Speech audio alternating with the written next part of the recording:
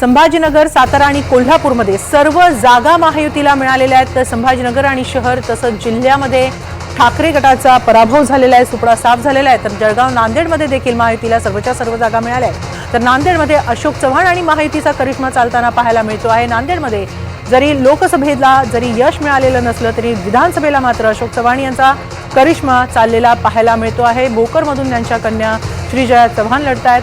तर नांदेडमध्ये अशोक चव्हाण आणि महायुतीच्या प्रयत्नांना यश आलेलं पाहायला मिळतं आहे। संभाजीनगर, सातारा, कोल्हापूर इथल्या सर्व जागा महायुतीला मिळालेल्या आहेत। आपण याबाबत अधिक माहिती घेऊया आमचे प्रतिनिधी राहुल कुलकर्णी यांच्याकडून। राहुल, जळगाव असेल, नांदेड असेल किंवा संभाजीनगर, कोल्हापूर, सातारा सगळीकडे महायुतीचाच करिश्मा पाहायला मिळतोय, कसं अनालिसिस कराल?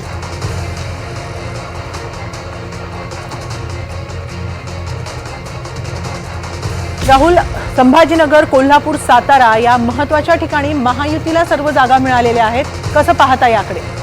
राजकीय दृष्ट्या आपण जर बघितलं तर छत्रपती संभाजीनगरमध्ये शिवसेनेचा मोठा गड राहिलेला आहे। त्या शिवसेनेचा पूर्ण गड म्हणजे उद्धव ठाकरे यांचा ध्वस्त झाला आणि एकही जागा ते जिंकू शकलेले नाहीत। आगामी राजकारणाच्या दृष्टीने हे फार महत्त्वाचं आहे, कारण ही मराठवाड्याची राजधानी म्हणून ह्या भागाकडे बघितलं जातं। एक काळ होता की जेव्हा अशोक चव्हाण यांचं काँग्रेस पक्षामध्ये प्राबल्य होतं तेव्हा त्यांनी विधानसभेच्या 9चे 9 जागा जिंकून आणल्या होत्या।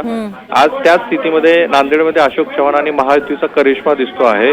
लोकसभेची जागा सुद्धा नांदेडची आता दुर्दैवाने तिथल्या विद्यमान काँग्रेस खासदाराचं निधन झाल्यानंतर जी आता निवडणूक, पोटनिवडणूक होती आहे, तिथे सुद्धा भाजप पुढे आहे।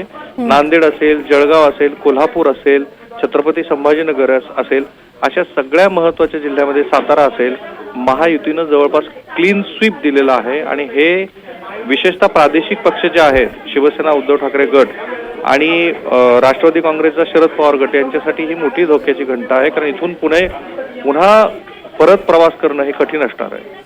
धन्यवाद राहुल, आपण दिलेल्या या सविस्तर माहितीबद्दल, या चर्चेबद्दल।